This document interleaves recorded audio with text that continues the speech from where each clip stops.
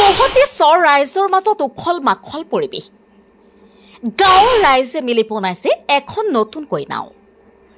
নতুনকৈ নিৰ্মাণ কৰে খেলেনা নাওখন শোভা উত্তোলন কৰে নৱাগত শিমলিতোলা গাঁও পঞ্চায়তৰ সভানেত্ৰী ৰেজিনা আহমেদৰ লগতে সমাজকৰ্মী আয়ুব আলী মোল্লাই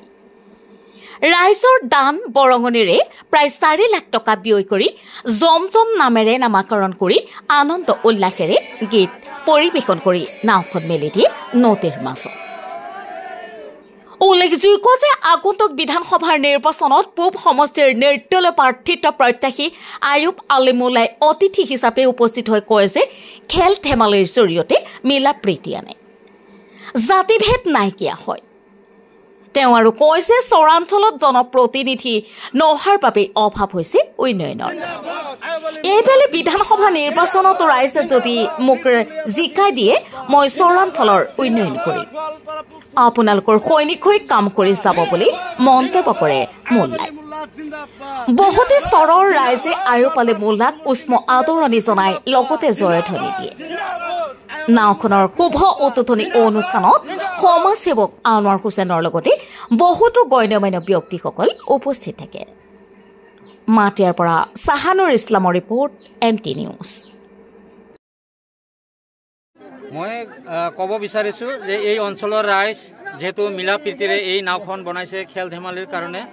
যাতে সকলোৱে একদিন মিলা প্ৰীতি হৈ যাতে কোনো হাই কেচাল কাৰো মাজত যাতে কোনো ভেদভাৱ নাৰাখি যাতে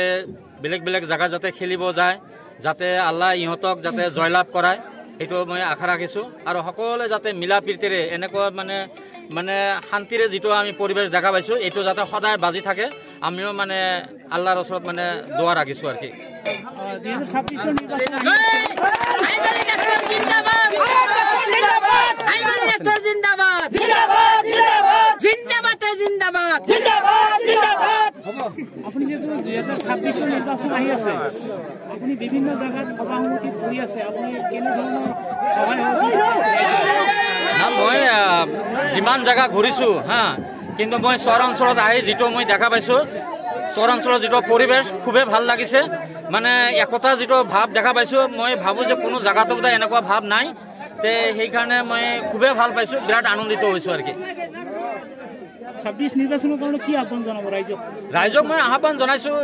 2026 যেটো মই নিৰ্দলীয় প্ৰাৰ্থী হৈ প্ৰতিদ্বন্দ্বিতা কৰিম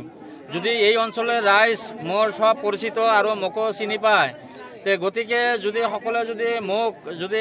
নিৰ্বাচনত জয়যুক্ত কৰায় তেতিয়া ভৱিষ্যত এনেকুৱা খেল ধেমালিৰ কাৰণে মই এটা মানে ডাঙৰ এটা মানে হাতিয়াৰ হ'ম বুলি মই আশা ৰাখিছো আৰু বিভিন্ন সমস্যা আছে ৰাস্তা ঘাট বাট পথ এই ক্ষেত্ৰত আপুনি কেনে ধৰণৰ জয় হলে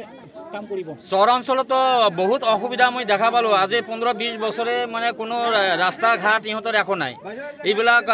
কলে তো মানে দুখে লাগে আৰু যেনেকুৱা পৰিবেশত আছে কি কম আৰু মানে এলা প্ৰতিনিধিৰ অভাৱ প্ৰতিনিধিক যদিও ইহঁতে বনাইছে প্ৰতিনিধি কোনোদিন গাঁৱত অহা নাই কোনো সহযোগ কৰা নাই তে মই ভৱিষ্যত আশা ৰাখিছো যদি মোক বনাই মই লগত থাকিম যিমান পাৰো মই মানে 100% মই মানে সহায় কৰি যাম থ্যাংক ইউ